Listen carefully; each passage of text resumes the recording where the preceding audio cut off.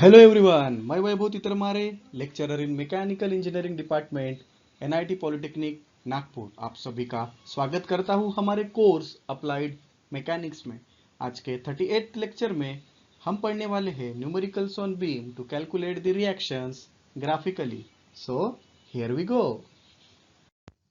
Let us summarize the previous lecture. In previous lecture we have solved the three numericals on beam to calculate the reactions. I hope you have solved all the numericals. Learning outcomes. After completion of this lecture, you are able to determine the reactions in the given type of beam graphically. These are the program outcomes which are going to be achieved after successful completion of this lecture.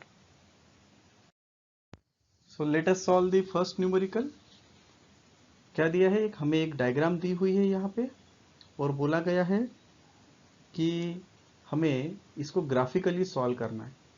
तो हम forces का scale लेंगे। देखिए 60 Newton और 30 Newton है, तो ये 10 के रेंज में है, तो हमें 1 सेंटीमीटर इक्वल टू कितना स्केल लेना पड़ेगा, 10 का लेना पड़ेगा। 1 सेंटीमीटर इक्वल टू कितना लेना पड़ेगा, 10 न्यूटन लेना पड़ेगा, बराबर है। तो ये जाके 6 सेंटीमीटर की लाइन बनेंगे और ये जाके 3 सेंटीमीटर की लाइन बनेंगे। कितनी सेंटीमीटर की लाइन बनेंगी, 3 सेंटीमीटर की लाइन। और ये डिस्टेंस 3 मीटर मतलब 3 सेंटीमीटर, 3 सेंटीमीटर और 2 सेंटीमीटर। और यहाँ पे हमें RA मिलेगा और इधर साइड में मिलेगा हमें RB। ओके, तो आइए इसको हम सॉल्व करते हैं। ओके, तो स्टार्ट करते हैं। क्वेश्चन में हमें जो बीम दिया हुआ है उसकी जो टोटल लंबाई जो दी है वो 8 मीटर दी है। कैसे, 3 metre plus 3 metre plus 2 metre, तो टोटल कितना बीम का स्पैन है, 8 मीटर। ओके, टोटल बीम का स्पैन कितना है बेटा आपका, 8 मीटर का है, बराबर। और यहाँ पे हमें एंड्स पे सपोर्ट्स दिए हुए हैं, बराबर। दिस इज अवर RA और इधर साइड में हमें दिया हुआ है सपोर्ट B से निकलने वाली रिएक्शन RB। ओके, फिर डिस्टेंसेस जो दिए हैं वो दिए हैं 3, 3 एंड 2 मीटर। तो 3, 3 एंड 2 मीटर है, तो हमें क्या करना पड़ेगा, पहले 3 मीटर का एक ब्लॉक लेना पड़ेगा, फिर से 3 मीटर का एक ब्लॉक लेना पड़ेगा और बाद में हमें लेना पड़ेगा 2 मीटर का ब्लॉक, बराबर है। तो 3 सेंटीमीटर, 3 सेंटीमीटर और 3 सेंटीमीटर। यहाँ पे एक लोड लग रहा है और यहाँ पे एक लोड लग रहा है। दोनों लोड की जो इंटेंसिटी है, पॉइंट लोड्स है दोनों भी, ये दिया है आपका 60 न्यूटन और ये दिया हुआ है आपका 30 न्यूटन, राइट। तो इस प्रकार के न्यूमेरिकल हमने नॉन कॉन्करेंट फोर्स सिस्टम में भी किए थे। फिर हम क्या करते हैं, यहाँ पे ऐसे प्रोजेक्शंस लाइन बना के रख देते हैं ताकि यहाँ पे हम फनिकुलर पॉलीगॉन बना पाएंगे। ओके, चलिए, तो यहाँ तक हो गया हमारा। अभी हम वेक्टर डायग्राम बनाते हैं, लेकिन वेक्टर डायग्राम के लिए हमें स्केल लगेगी। क्या लगेगी, स्केल। स्केल हम फोर्स की लेते हैं।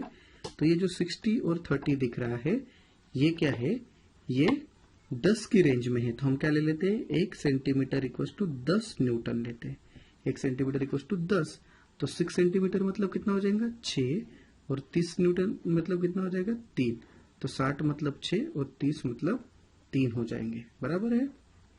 अरे हाँ या ना, 60 मतलब कितना हो जाएगा, 6, और 30 मतलब कितना हो जाएगा, 3। अभी हम वेक्टर डायग्राम बनाते हैं। देखिए दोनों जो लोड्स है नीचे जा रहे हैं, उसके पहले हमें इसका बोज नोटेशन करना पड़ेगा। क्या करना पड़ेगा, बोज नोटेशन। तो बोज नोटेशन मतलब क्या होता है, फोर्स के आजू बाजू में, इस फोर्स के आजू में हम A लिखते हैं, उसको राउंड करना, इसके बाजू में B लिख लिया, इसके आजू में B हो गया, इसके बाजू में C हो गया।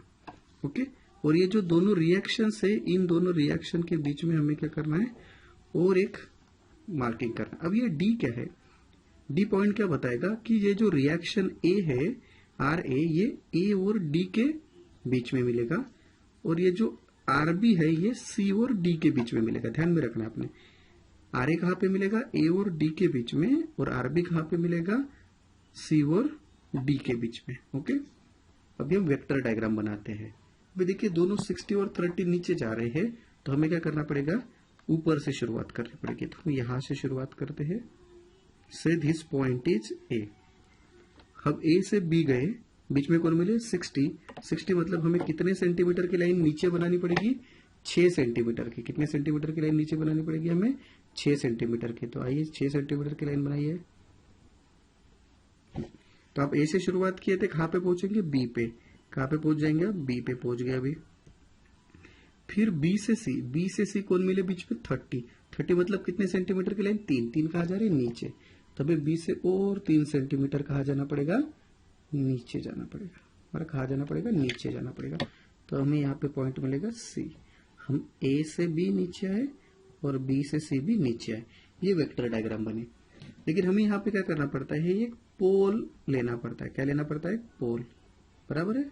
दैट पॉइंट इज पी, और इस पोल को हम इन सभी पॉइंट से ज्वाइन करते हैं, और जो नई डायग्राम बनती है उसे हम बोलते हैं पोलर डायग्राम। इसे हम कौन सा डायग्राम बोलते हैं, पोलर डायग्राम।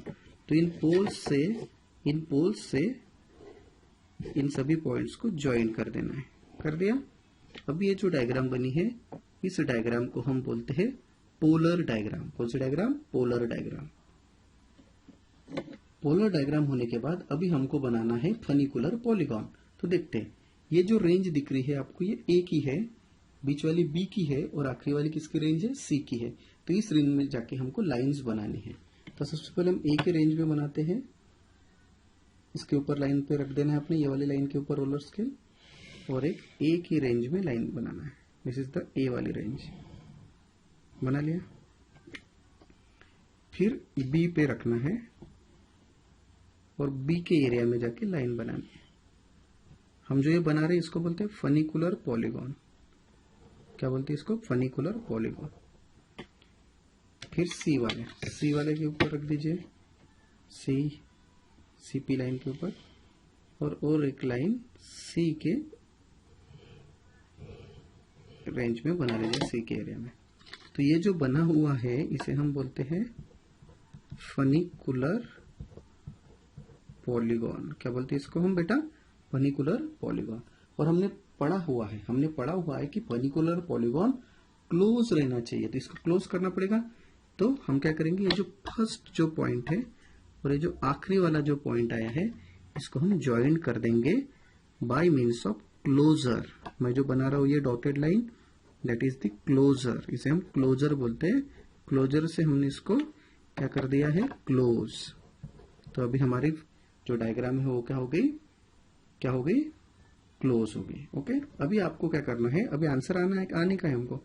अभी क्या करना है, इसके ऊपर आपने क्लोजर के ऊपर आपने रोलर स्केल रखना है, रख लिया, और इसको फिर पीछे लेते हुए आना है और पी पॉइंट को टच करना है। इसको टच करना है, पी पॉइंट को। देखिए, रोलर स्केल डॉटेड लाइन के ऊपर रखना है और फिर ये पी पॉइंट तक लाना है और एक डॉटेड लाइन बनाना है, तब जाके आपका आंसर आएगा। अभी तक हमें डी पॉइंट नहीं मिला था, तो जैसे हम ये पैरेलल लाइन बनाते डॉटेड वाली, तो हमें डी पॉइंट मिल जाता है। ओके, अभी हम देखते हैं कि रिएक्शंस कैसे कैलकुलेट करेंगे। अभी आर ए कैसे मिलेगा, आर ए मैंने पहले ही बताया था आपको कि ये जो आर ए है ये ए और डी के बीच में है, ए और डी के बीच में। तो हम क्या करेंगे, स्मॉल ए डी के बीच में का डिस्टेंस मेजर करेंगे। ठीक है, स्मॉल ए डी के बीच में का डिस्टेंस मेजर करेंगे, तो हमें मिलेगा 1 2 3 4 4.7 के आसपास। कितना मिलेगा, 4.7। तो एडी, तो आर ए क्या हो जाएगा, length of AD into scale हो जाएगा, इंटू क्या हो जाएगा, स्केल। तो एडी है हमारा 4.7 और स्केल हमने लिया था 10। स्केल कितना लिया था, 10। तो हमें आर ए मिलेगा 4.47 न्यूटन। कितना मिलेगा हमको आर ए आया हमारा 47 newton. Okay, R A 47 Newton.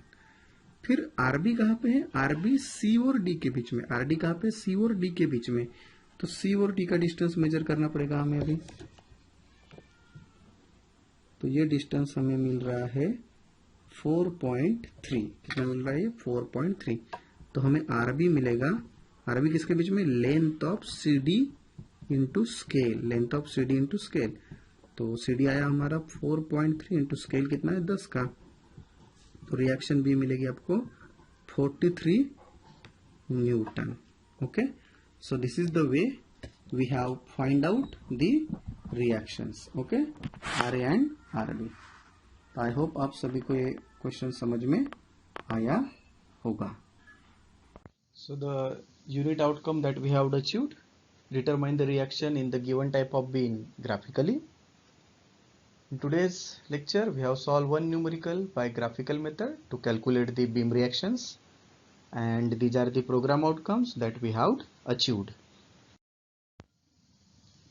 So this is the homework question for all of you. आप सभी ने इस क्वेश्चन को सॉल्व करना है और इसका जो आंसर है मुझे पीडीएफ फॉर्म में भेज देना है. Okay, so thank you very much guys. In next lecture we are going to study about our next chapter, that is friction. तो तब तक के लिए हंसते रहिए, मुस्कुराते रहिए और मैकेनिक्स की प्रैक्टिस करते रहिए. Thank you.